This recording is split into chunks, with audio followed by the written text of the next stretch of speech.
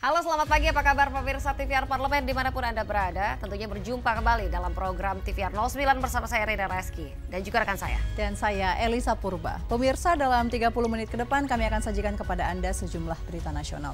Khususnya dari sudut pandang DPR RI sebagai referensi Anda dalam memahami dinamika politik, hukum, ekonomi, sosial, dan budaya di Indonesia. Dan pemirsa, inilah TVR 09.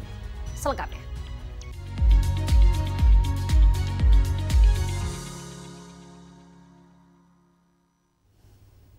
Kita awali berita pada pagi hari ini dari rancangan Undang-Undang Perubahan Iklim telah diterapkan di berbagai negara. Oleh karena itu pemirsa, Badan Keahlian DPR RI dorong terbentuknya payung hukum khusus guna mengatasi perubahan iklim di Indonesia. Badan Keahlian DPR RI menggelar diskusi dengan Westminster Foundation for Democracy atau WFD dan UK Partnering for Accelerated Climate Transitions, mendorong terbentuknya payung hukum khusus untuk mengatasi perubahan iklim di Indonesia. Kepala Badan Keahlian Sekretariat Jenderal DPR RI Innocentius Samsul mengatakan, penyusunan rancangan Undang-Undang Perubahan Iklim telah diterapkan di berbagai negara, salah satunya di Inggris. Rancangan undang-undang ini bisa diadopsi dalam sistem hukum Indonesia karena dirancang memuat kebijakan penganggaran yang berpihak pada pengelolaan dan penanganan dampak perubahan iklim. Padahal masalah ini sudah ada di sekitar hidup kita sehari-hari, tapi orang kurang paham. Oleh karena itu tadi sempat saya bicara juga, bisa nggak kita menjelaskan bahwa banjir yang kita rasakan sekarang itu adalah ada kaitannya dengan climate change. Hari ini banjir juga di Jakarta dan wilayah sekitarnya. Nah, terkait dengan tugas dari Badan Keahlian, maka memang kerjasama ini adalah bagian dari semacam pengumpulan bahan kita untuk menyusun naskah akademik dan RUU tentang perubahan iklim atau climate change. Sehingga kalau ditanya apa tujuan akhirnya adalah kita mendorong agar Indonesia membuat undang-undang tentang climate change dengan mengatur berbagai hal yang juga sudah banyak dipraktekkan di negara lain. Innocentius Samsul menambahkan, kolaborasi antar kelembagaan dinilai sudah cukup kuat sebagai modal awal agar Indonesia memiliki undang-undang climate change yang komprehensif dan adaptif terhadap tantangan global. Dwi Utomo, TVR Parlemen, melaporkan. Anggota Komisi 4 DPR RI Adrianus Asiasidot soroti pentingnya peran Kementerian Kelautan dan Perikanan dalam mewujudkan program Kementerian Pangan dan Energi, di mana anggaran yang terbatas dapat menyebabkan kurang maksimalnya kinerja tim yang bertugas di lapangan.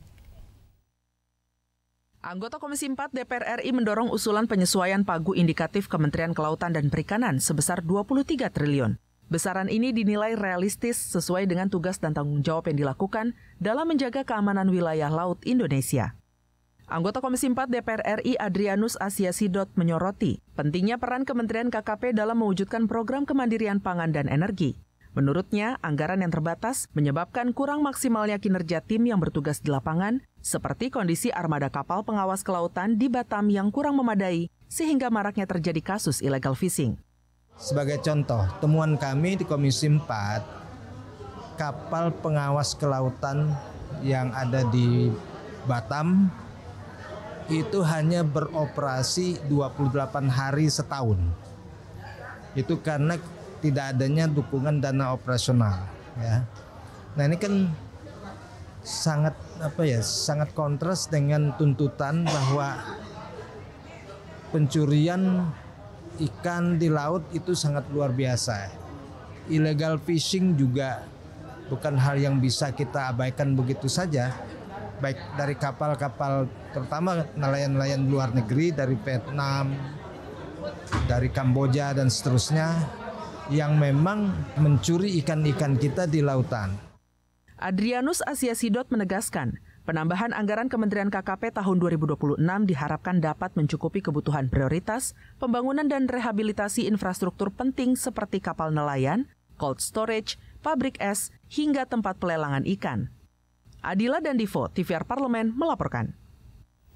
Sekolah rakyat diharapkan dapat memberikan akses pendidikan bagi anak-anak yang dari keluarga miskin. Tentunya yang masih menjadi tantangan Indonesia. Dan informasi selengkapnya kami hadirkan usai jeda berikut, tetaplah di TVR 09.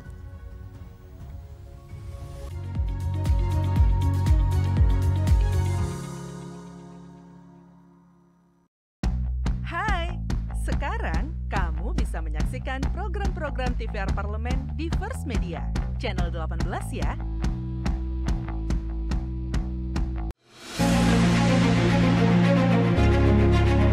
Sasarannya dari Bapak Presiden kita, satu kabupaten kota harus ada satu sekolah rakyat. Itu targetnya Pak ya? Targetnya. Berarti akan ada ribuan titik sekolah rakyat ke depannya Pak ya? Jangan sekolah rakyat yang diperuntukkan untuk masyarakat miskin dan miskin ekstrim tiba-tiba disalahgunakan oleh orang-orang yang berkemampuan yang notabene mereka juga sanggup menyekolahkan anaknya di sekolah-sekolah yang biasa.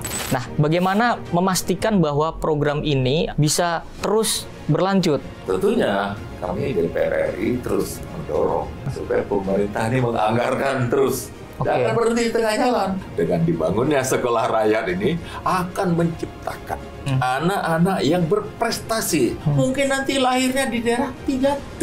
Itu salah satu mimpi Bapak Presiden kita. Itu sangat luar biasa. Kalau cerita itu mau nangis saya. Karena itu memang keinginan seorang pemimpin untuk mensejahterakan.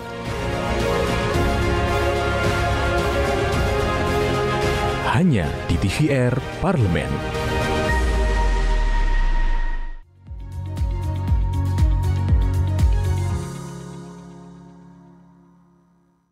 Anda kembali menyaksikan TVR 09. Pemirsa, anggota Komisi 8 DPR RI, yaitu Ahmad, di sini menegaskan bahwa program sekolah rakyat harus menjunjung tinggi asas keadilan sosial. Dengan tidak menolak anak-anak dari keluarga miskin, termasuk mereka yang memiliki masalah kesehatan.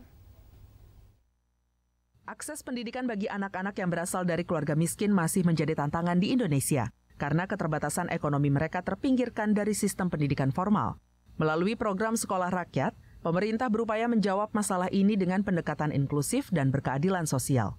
Anggota Komisi 8 DPR RI Ahmad mengatakan, program sekolah rakyat harus menjunjung tinggi asas keadilan sosial dengan tidak menolak anak-anak dari keluarga miskin, termasuk mereka yang memiliki masalah kesehatan. Ahmad menekankan, tujuan utama pendirian sekolah rakyat adalah untuk memutus rantai kemiskinan antar generasi dengan memberikan akses pendidikan 12 tahun secara penuh bagi anak-anak dari kelompok rentan. Untuk itu, pendekatan yang digunakan tidak boleh diskriminatif, terutama terhadap anak-anak yang sejak kecil mengalami kekurangan gizi atau tumbuh dalam lingkungan yang tidak layak. Terusnya yang jadi masalah mungkin dari segi psikologis dan kesehatan, karena kita tahu maaf ini putra-putri atau orang-orang tua kita yang anak-anak yang putra-putri dari yang miskin-miskin ekstrim ini mungkin di dalam pertumbuhan mereka mungkin kurang gizi sehingga mengakibatkan pertumbuhan mereka terganggu, tidak sesuai dengan umur pertumbuhannya. Tapi di sini kami sangat bangga dan senang mendengar penjelasan dari sekretaris dari Sekjen Kemensos bahwa anak-anak tidak boleh ditolak. Lebih lanjut, Ahmad menambahkan, selain pendidikan formal, anak-anak yang tinggal di lingkungan SR juga mendapat pembinaan karakter, pendidikan nilai-nilai kebangsaan, dan penguatan akhlak. Dengan sistem asrama yang berlangsung 24 jam, sekolah rakyat tidak hanya mencerdaskan, tetapi juga membentuk generasi yang berkarakter. Dari Bekasi, Jawa Barat, Tegar Aziz, TVR Parlemen, melaporkan. Pemirsa, terkait mangkraknya pembangunan gedung Universitas Islam Negeri Sumatera Utara selama 7 tahun akibat permasalahan hukum, anggota Komisi 8 DPR RI Muhammad Husni berkomitmen mendukung penuh kelanjutan pembangunan demi kemajuan pendidikan di Sumatera Utara. Mangkraknya pembangunan salah satu gedung di Universitas Islam Negeri Sumatera Utara sejak tahun 2018 menjadi fokus pembahasan Komisi 8 DPR RI saat kunjungan kerja spesifik ke Sumatera Utara. Adanya permasalahan hukum yang merugikan negara menyebabkan pembangunan satu gedung kuliah terpadu Universitas Islam Negeri atau UIN Sumatera Utara terhenti selama kurang lebih 7 tahun. Melihat kondisi ini, anggota Komisi 8 DPR RI Muhammad Husni berkomitmen mendukung penuh kelanjutan pembangunan demi kemajuan pendidikan di Sumatera Utara. Pemerintah melalui Kementerian Agama diharapkan mampu menuntaskan pembangunan gedung yang dapat berdampak positif pada layanan pendidikan. Ada lebih kurang 7 tahun lebih ya di depan kita ada gedung mangkrak. Jadi alhamdulillah secara masalah hukum itu sudah terselesaikan dan tentunya kami dari Komisi 8 mendukung untuk kelanjutan daripada gedung mangkrak tersebut. Tadi ya mereka dari UIN Sumatera Utara sudah meminta bantuan ke PUPR Namun, kalaupun nanti ada masalah dan lain sebagainya, tentunya kami Komisi 8 akan coba melakukan masalah bantuan yang namanya rupiah murni. Harapan kita semua, dia menjadi kampus yang mendunia. Diketahui UIN Sumatera Utara berhasil meraih peringkat 2 secara nasional untuk kategori perguruan tinggi keagamaan Islam negeri di ajang The Impact Rankings 2025. Peningkatan fasilitas seperti gedung diyakini dapat mendongkrak kualitas UIN Sumatera Utara di antara perguruan tinggi nasional. Dari Medan, Sumatera Utara, Rifki Makdudi, TVR Parlemen melaporkan. Komisi 10 DPR RI dukungan rencana peningkatan anggaran perpustakaan dari 266 miliar menjadi 1 triliun rupiah dalam rangka penguatan e-library, digitalisasi koleksi dan juga layanan sebagai langkah penting transformasi layanan perpustakaan Indonesia dalam menyesuaikan kebutuhan zaman. Sebagai garda terdepan membangun budaya membaca, Perpustakaan Nasional Republik Indonesia dinilai perlu penguatan dari sisi anggaran maupun teknologi. Komisi 10 DPR RI menekankan pentingnya peran perpustakaan dalam meningkatkan literasi masyarakat secara menyeluruh, khususnya melalui percepatan transformasi layanan perpustakaan berbasis digital. Wakil Ketua Komisi 10 DPR RI Kurniasih Mufidayati mengatakan perpustakaan tidak hanya penting bagi kalangan pelajar dan mahasiswa, tetapi juga masyarakat umum. Komisi 10 DPR RI memberi dukungan penuh terhadap rencana peningkatan anggaran perpustakaan dari 266 miliar rupiah menjadi 1 triliun rupiah. Penguatan e-library dan digitalisasi koleksi serta layanan menjadi langkah penting untuk transformasi layanan perpustakaan Indonesia menyesuaikan kebutuhan zaman. Kami mendukung seluruh penambahan anggaran yang memang dari 266 miliar menjadi 1 triliun ya tadi ya, yang semata-mata itu untuk memberikan manfaat dan peningkatan literasi kepada masyarakat Indonesia dan juga mudah-mudahan bisa meningkatkan perpustakaan-perpustakaan di seluruh daerah. Apalagi hari ini kita sudah harus menyiapkan informasi-informasi yang sudah melalui digital ya. Jadi perpustakaan juga rasanya sudah harus meningkatkan kepada e-library ya, yang sudah menggunakan digital juga, layanan yang sudah berbasis digital, perpustakaannya sudah berbasis digital juga, dan hari ini sudah harus dimulai dengan lebih canggih lagi berbasis teknologi. Melalui penguatan anggaran dan digitalisasi layanan perpustakaan, diharapkan seluruh lapisan masyarakat dapat mengakses informasi dan pengetahuan secara lebih mudah dan merata. Tegar Aziz, TVR Parlemen melaporkan. Pemirsa, DPR RI pastikan pembahasan rancangan undang-undang Kitab Undang-Undang Hukum Acara Pidana atau KUHAP dilakukan secara terbuka dan partisipatif. Informasi selengkapnya akan kami hadirkan sesaat lagi. Tetaplah di TVR 09.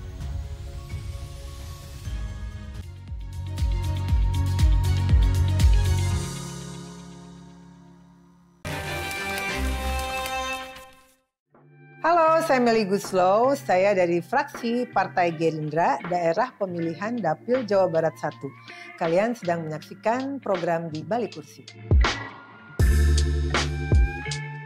Sebenarnya dunia politik, dunia yang betul-betul nggak pernah terbayangkan sebelumnya. Sama sekali, 1% pun nggak terbayangkan. Tapi ketika saya punya profesi sebagai pencipta lagu, sebagai musisi, ada beberapa hal yang sepertinya memang harus saya perjuangkan di dalam, khususnya di Undang-Undang Hak Cipta yang masih banyak harus dibenahi. Si para seniman gitu. Ngomongin soal seni itu bukan cuma di lagu aja ya, kita melebar ke budaya dan lain-lain.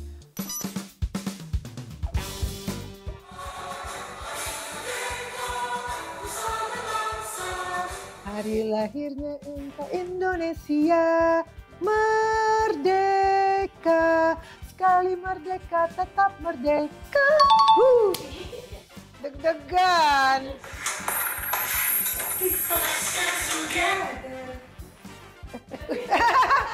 Mendadak lupa. Let's dance together. Get on the dance floor, the party will start. Like this. Let's dance together, let's party and turn off the light. Aku lagu sendiri suka nggak apa. Tetap kahiji, rukun sakabehna, gitulah pokoknya nama. Segera, hanya di TVR Parlemen.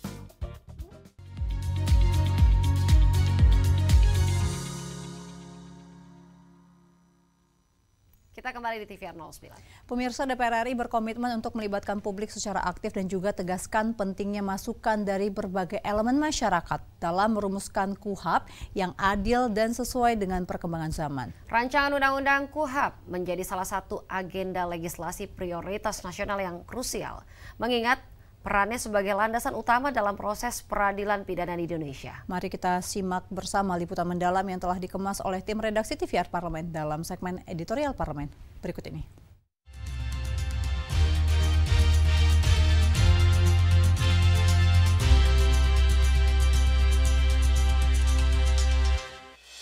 Rancangan Undang-Undang Perubahan atas Undang-Undang Nomor 8 Tahun 1981 tentang Kitab Undang-Undang Hukum Acara Pidana sedang digodok DPR RI bersama pemerintah.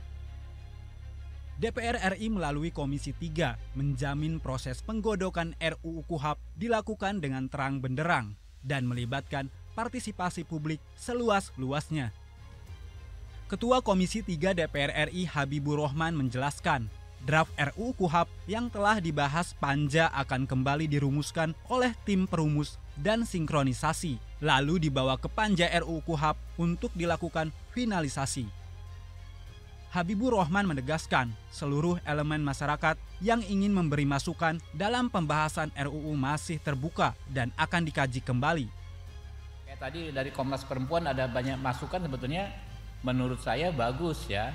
Dan selama ini kan belum tercover, khusus soal bagaimana kita mengafirmasi ya kelompok perempuan ini. Banyak masukan dari Komnas Perempuan dan LBH Apik bagus. Bisa jadi kalau saya lapor ke fraksi saya, kawan-kawan juga lapor ke fraksinya masing-masing, akan dimasukkan masukan dari Komnas Perempuan. Nah, berarti kan berubah lagi substansinya di Panja nanti.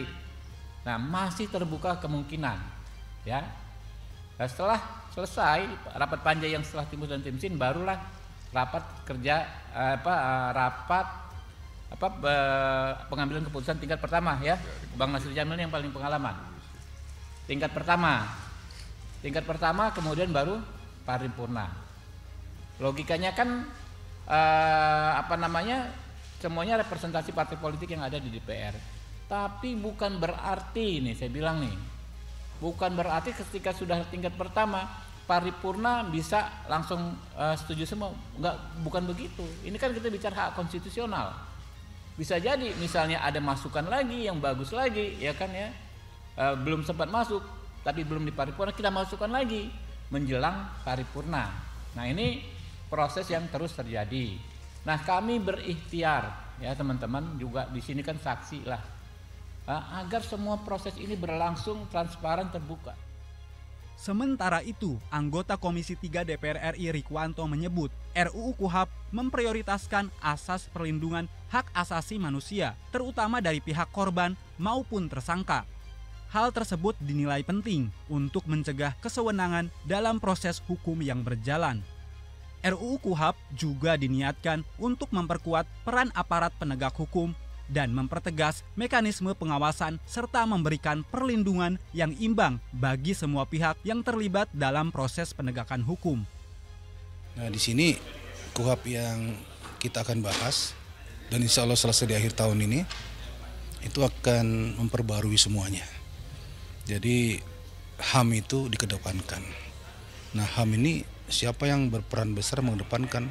Ya, di situ peran pengacara dan advokat itu akan sangat vital dalam rangka mengangkat HAM itu sendiri. Jadi hak-hak daripada tersangka, saksi korban, pelapor dan sebagainya itu, pengacara dalam pendampingannya itu diberikan banyak hal di dalam KUHP yang baru ini dalam rangka mengedepankan HAM itu sendiri.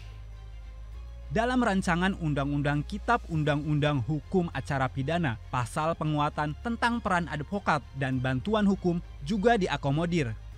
Dimulai sejak proses penyelidikan dan penyidikan terhadap saksi dan korban maupun tersangka. RUU KUHP menjadi sebuah terobosan penting dalam penegakan hukum di Indonesia. Diperlukan transparansi dan keadilan yang berpihak kepada perlindungan hak asasi manusia. Karenanya, peran advokat dan penasehat hukum juga diperkuat sehingga dalam proses hukum tidak terjadi penyalahgunaan kewenangan oleh aparat penegak hukum yang lumrah terjadi. DPR RI melalui Komisi 3 menjamin pembahasan RUU KUHP dilakukan dengan terang benderang dan melibatkan banyak pihak, terutama unsur masyarakat, sehingga cita-cita terhadap sebuah kitab hukum yang melindungi hak asasi masyarakat dalam proses penegakan hukum dapat segera terwujud.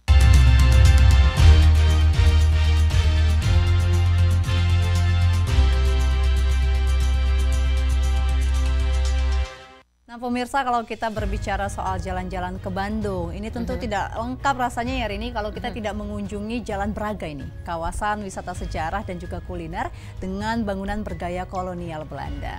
Nah El, kalau misalnya kita berbicara tentang Braga, jalan-jalan ke Bandung harus ke Braga karena itu salah satu ikon juga ya di kota Bandung. Nah pemirsa, Braga ternyata sudah hits sejak zaman Belanda. Dulunya tempat ini merupakan pusat kawasan elit di masa kolonial dan juga dijuluki sebagai Paris Van Java. Tentu penasaran nih apa saja hal menarik yang dapat kita temukan di Braga ya Rini juga pemirsa. Usai jeda kami hadirkan pemirsa, jangan kemana-mana, tetaplah di TVR 09.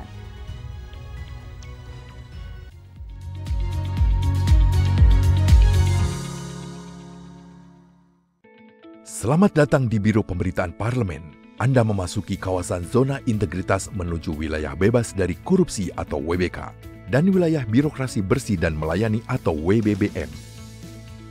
Biro Pemberitaan Parlemen berkomitmen penuh untuk mewujudkan wilayah bebas korupsi dan wilayah birokrasi bersih dan melayani. Komitmen kami, pejabat dan jajaran memiliki komitmen tinggi untuk mewujudkan WBK dan WBBM melalui reformasi birokrasi, khususnya dalam hal pencegahan korupsi dan peningkatan kualitas pelayanan publik. Kedua, bebas dari korupsi dengan terwujudnya wilayah bebas korupsi atau WBK, yang artinya bebas dari KKN, gratifikasi dan dari segala bentuk pungutan liar atau pungli. Terakhir, pelayanan prima dengan terwujudnya wilayah birokrasi bersih melayani, yaitu dengan meningkatnya kualitas pelayanan publik dan tercapainya kepuasan masyarakat terhadap pelayanan.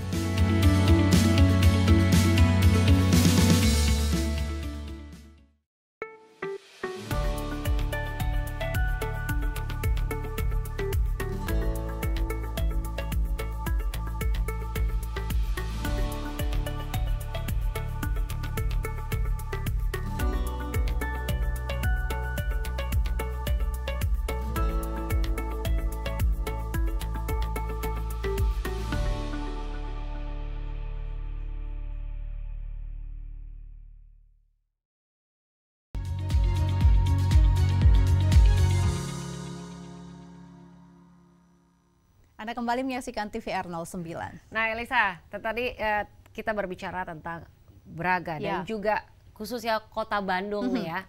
Di sini pemirsa, salah satu yang menarik dari Braga adalah suasana di sekitar Jalan Braga yang sangat khas dan juga menenangkan. Kalau Elisa nih ke Bandung, apalagi ke Braga, apa yang dituju nih? Khususnya Bandung deh.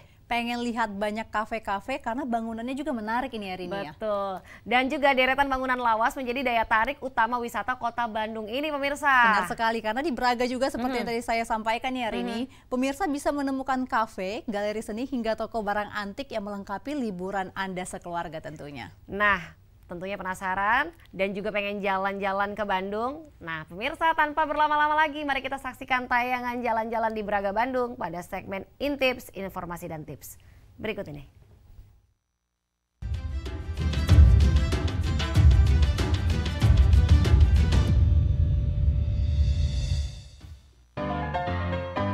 Pernah nggak kamu jalan ke satu tempat, terus tiba-tiba berasa kayak lagi masuk ke film jadul? Tapi anehnya, setiap kali menginjakan kaki di sini, rasanya tetap nyaman dan tetap modern. Nah, itulah rasanya saat kamu jalan-jalan ke Braga.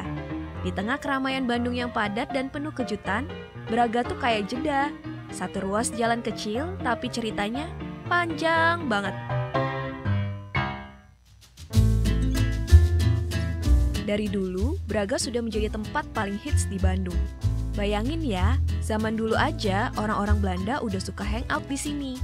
Ada teater, toko mewah, jalan kaki sore sambil gaya. Gak heran tempat ini disebut sebagai Paris Van Java. Wah, menarik ya pemirsa. Dan hingga kini aura klasik Braga tetap dipertahankan tapi dengan sentuhan masa kini. Braga itu punya kesan tua tapi gaul, vintage tapi nggak kuno. Nggak percaya? Lihat aja spot-spot kece di sepanjang jalan ini.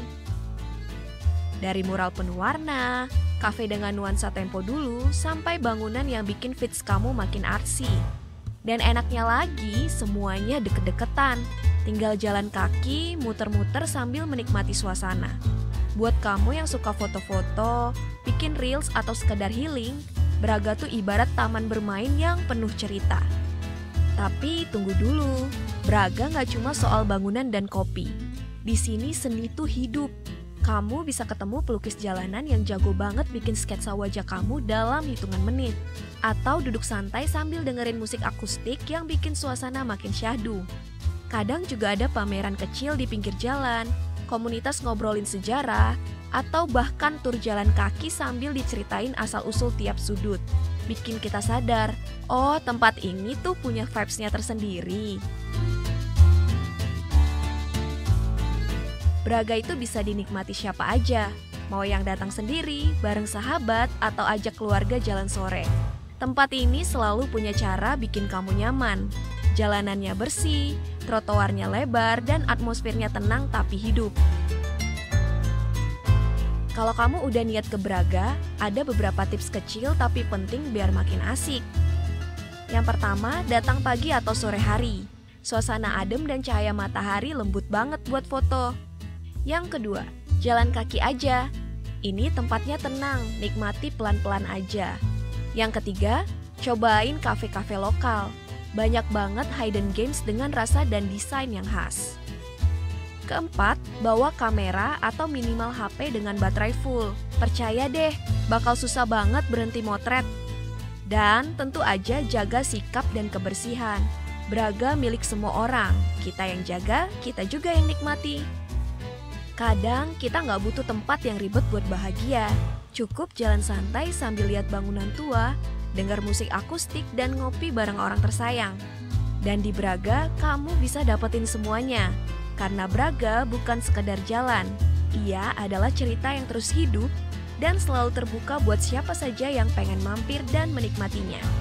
Sampai jumpa di Intips episode selanjutnya. Bye-bye!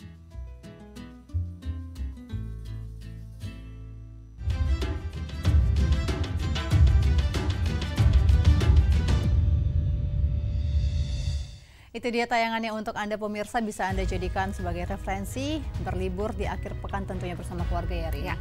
Dan pemirsa, demikianlah TVR 09 edisi pagi ini. Kami segenap kru TVR Parlemen yang bertugas mengucapkan terima kasih telah setia menyaksikan TVR 09. Saya Elisa Purba dan juga rekan saya, Sherin Reski. Sampai jumpa di TVR 09 selanjutnya. TVR Parlemen, referensi Indonesia.